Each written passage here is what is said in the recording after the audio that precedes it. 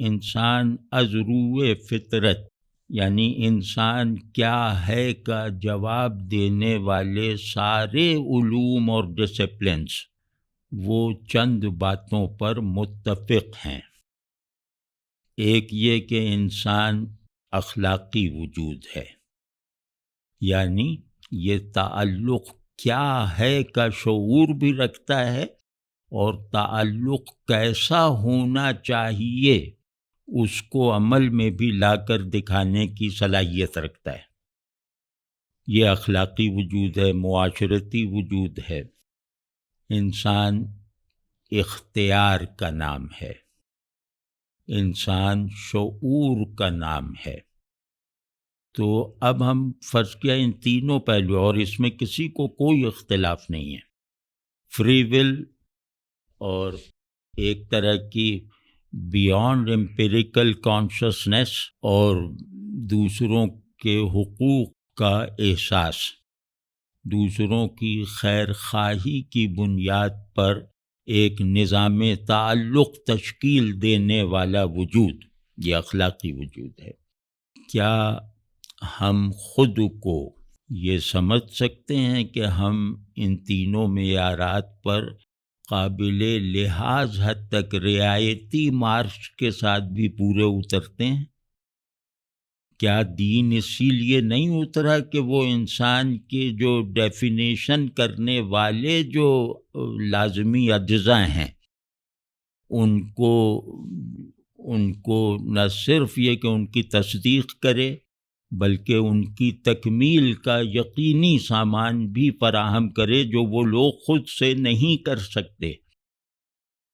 تو ہم اس بات کی مثال ہیں، ہم اپنے آپ کو دکھا کر یہ کہہ سکتے ہیں کہ دیکھو دین کی برکت، یہ دیکھو کہ میرے مطلب یہ کہ میری ہر طرف سے مانی ہوئی حقیقتوں اور ضرورتوں کو اس نے کتنا مکمل کر دیا ہے۔ کوئی ایک آفاقی انسانی تقاضا ایسا ہے جو مسلمان اپنے اجتماعی آرڈر میں پورے کرتے ہوئے دکھائی دیں؟ تو ظاہر ہے کہ ایسا نہیں ہے۔ تو اب بہت زیادہ ضروری بات جو میں عرض کر رہا ہوں کہ تاریخ قوت کے تابع ہے۔ قوت جو ہے وہ اب اپنے اصول بدل چکی ہے، غیر محدود پھیلاؤ کے اسباب پیدا کر چکی ہے۔ یہ قوت کا ایک نیا ورژن آیا ہے کہ یہ اپنے سفر کے لیے جو سامان چاہیے وہ سامان ادھر ادھر سے لینے کی بجائے خود پروڈیوس کر سکتی ہے۔ تو جو قوت اس حد کو پہنچ جائے کہ اس کی توسیعی ضروریات خود اس کے ارادے سے پوری ہو رہی ہوں، اس کی خواہش سے پوری ہو جاتی ہوں، وہ اس کا سامنا ہے۔ اس قوت نے علوم پیدا کیے ہیں، اس قوت نے مورل آرڈر کو جیسے اضافی قرار دیا ہے۔ تو اب اس قوت کا مورل آرڈر آئے گا، نالج آرڈر اس کا بنایا ہوا آئے گا، اور یہ سب کچھ جو ہے وہ باہر ہوگا۔ قوت کہتے ہیں ایکسٹیریئرائزیشن کی صلاحیت، تو یہ سب چیزیں ایکسٹیریئرائز ہو جائیں گی۔ میرا دماغ اب کسی کام کا نہیں رہ جائے گا، باہر کسی کھوکھے میں ایک دماغ بنا پڑا ہوا ہے، وہ میری دماغی ضرورتوں کو نہ صرف یہ کہ پورا کر دے گا بلکہ ایسی ضرورتیں بھی سجھا دے گا جن ضرورتوں کا شعور انسانی ذہن اپنی فطری حالت میں لا ہی نہیں سکتا، رکھ ہی نہیں سکتا۔ اب آپ سوچیں کہ ایک غیر انسانی گلوبل ذہن، ایک غیر انسانی آرڈر آف بینگ، یہ سب آئے گا اور انسانوں کو ایک ایسے جبر کا تجربہ کروائے گا جہاں مجبور آدمی احساس کمتری میں مبتلا ہو جائے۔ یعنی وہ اپنا نقصان نہ دیکھے بلکہ اس نظر سے ان تمام ایکسٹیریئرائزڈ ورژنس کو دیکھے کہ کاش یہ تو بڑا اچھا ہوا کہ میرے سوچنے کا عمل مکمل ہو گیا، سوچنے کی ضرورت ختم ہو گئی، اور وغیرہ وغیرہ. یعنی میرے وجود کی کنڈیشنز میرے اندر خام حالت میں تھیں، یہ دیکھو باہر آ کے اب کامل ہو گئیں. جو علمی دائرہ میرے اندر تھا وہ بالکل وہ جیسے ایک محلہ تھا پوری کائنات کے مقابلے میں. تو اب کائنات علم کا مشاہدہ کروں گا، علم کی ایک گلی کی جھاڑ پونچھ کرتے رہنے سے مجھے نجات مل گئی. یعنی آدمیت خود آدمی کے لیے باعث شرم بن جائے گی، احساس کمتری کا سبب بن جائے گی. اور مطلب بہت ساری چیزیں، مطلب ابھی علمی انداز یا فکری انداز سے نہیں کہہ رہے، لیکن یہ کہ ایک مکمل خود کفیل تنہائی جس میں باطن خالی ہے اور ورچوئل مناظر بھرے ہوئے ہیں. میں اپنے باہر جو دیکھنا چاہوں گا دیکھ لوں گا، میں جو بھی جاننا چاہوں گا وہ اپنے باہر جان لوں گا. تو میں جیسا بننا چاہتا ہوں وہ مشین سے پوچھ لوں گا. میں فائدے نقصان کی تمام جو تعریفیں ہیں وہ سوچنے کی زحمت کیوں کروں جب کہ وہ بنی بنائی مل رہی ہیں. میں باہر کی اس اپنے مقابلے میں باہر کی اس زیادہ پرفیکشن اور زیادہ تنوع اور زیادہ لمٹ لیسنس کو کیوں حلال و حرام اور صحیح اور غلط اور بدصورت اور خوبصورت کی بہت پسماندہ جو دماغ میں میرے اصطلاحیں موجود تھیں ان پر پرکھوں، ان کی روشنی میں دیکھوں.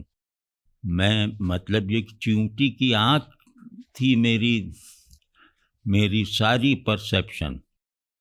تو اب پتہ چلا کہ میں تو چیونٹی کی آنکھ سے کائنات کو دیکھ رہا تھا اور چیونٹی کے دماغ سے اپنے آپ کو سوچ رہا تھا. تو اب جا کے کھلا تو اب تو یہ آنکھ بھی اندھی کرو، اس دماغ کو بھی کباڑ میں ڈال دو. یہ اس فیصلے تک پہنچنے پر اکسایا جا رہا ہے علم کی تشکیل کا کوئی عمل انسانی نہیں رہ گیا اس وقت، اور علم کو حافظے سے کوئی مناسبت نہیں رہ گئی اس وقت. علم کو حافظے کی کوئی ضرورت ہی نہیں رہ گئی. علم جیسے ایک فلو ہے، اس میں جب چاہوں گا پانی بھر لوں گا اور جب چاہوں گا جو ہے وہ پانی اسی میں واپس پھینک دوں گا. تو کوئی بھی عمل میری سبجیکٹیوٹی کے ساتھ نہیں رہ جائے گا. یعنی کہ علم، اخلاق، سب کی سبجیکٹیو آرڈرنگ وہ فنا ہو جائے گی، وہ باسی ہو جائے گی، وہ لائق شرم ہو جائے گی. تو اس خطرے کا احساس نہیں ہے جس نے ابھی سے کم از کم اپنا سر نکالنا شروع کر دیا ہے کہ اسے سب دیکھ سکتے ہیں. تو تم کیا بننے جا رہے ہو اس کو روکو، ورنہ یہ سارے حمیت دینی اور جذبات دینی اور شعور مذہبی اور علم و فلاں یہ سب جو ہے یہ گزرے ہوئے اوراق کی تحریریں ہیں جو تم اپنی جیب میں رکھے پھر رہے ہو. یہ وہ عبارتیں ہیں جو اب پڑھی نہیں جا سکتی. یہ موہنجو دارو کی تختیاں ہیں جو تم لیے پھر رہے ہو، اور ان تختیوں کی حفاظت کے لیے ان قوتوں سے لڑ رہے ہو جن قوتوں نے اپنے آپ کو غیر محدود رہنے کا راستہ بلکہ راستے ڈھونڈ لیے ہیں، بلکہ پیدا کر لیے ہیں. ہم لوگوں کا، خصوصاً نوجوانوں کا، اب وہ یہ سمجھیں کہ جیسے فرض عین ہے ہر نوجوان پر کہ وہ دین اور متفقہ آدمیت میں تصادم و تضاد کو اپنے اندر ختم کرے. اور دین کی جو سبجیکٹو تاثیرات جو ہم نے فرض کر رکھی ہیں انہیں فطری حالت میں بحال کرے کہ اللہ کو اللہ کی یاد ہنسائے، اللہ سے تعلق خوش رکھے، اللہ سے تعلق دوسروں کو خوش رکھنے پر اکسائے، اللہ سے تعلق جیسے پیاس اور سیرابی کا رشتہ بن کے رہ جائے کہ پیاس گھٹتی نہیں اور پانی ہر وقت میسر ہے۔ تو یہ سب فکریں اگر نہ کیں، اپنی آدمیت کو اپنے ہیومن کنسٹرکٹ کو اگر بچانے کی کوشش نہ کی، اپنی سبجیکٹیوٹی کو ہیومن سبجیکٹیوٹی بنائے رکھنے کی طرف سے اگر غفلت کی، تو پھر مطلب ہم تو سب سے آسان شکار ہیں اس کا۔ ہم تو اس طاقت کے مقاصد پورے کر رہے ہیں کہ وہ ہماری شکل میں جو رکاوٹیں ہیں وہ جیسے کچی دیواریں ان کے راستے میں کھڑی ہیں تو وہ ہمیں گراتے چلے جائیں گے، اور پھر جو پکی دیواریں ان کے راستے میں کھڑی کی جا سکتی تھیں وہ لوگ گھبرا کے اپنا ارادہ ترک کر دیں گے ہمارا حال دیکھ کر۔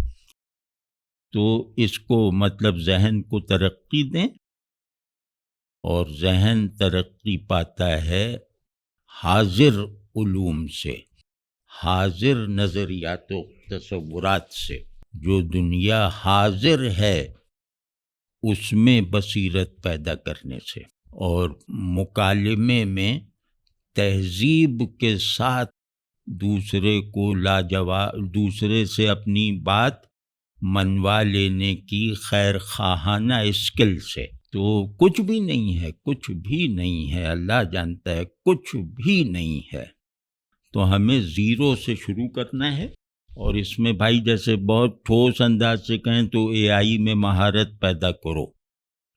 یہ طاقت اپنے جن ٹولز کو جو ہے وہ ایکسٹیریئرائزیشن آف بینگ اینڈ کانشسنس کی تعمیر میں صرف کر رہی ہے، ان ٹولز کو استعمال کرو گے تو پھر ان کے راستے میں کوئی جیسے ڈرا دینے والی، گھبرا دینے والی رکاوٹ کھڑی ہو سکے گی۔ اے آئی کا مقابلہ اے آئی ہی سے کیا جائے گا، وہ مطلب جا کے فلاں مفکر اسلام اور فلاں خطیب ملت سے نہیں پوچھا جائے گا۔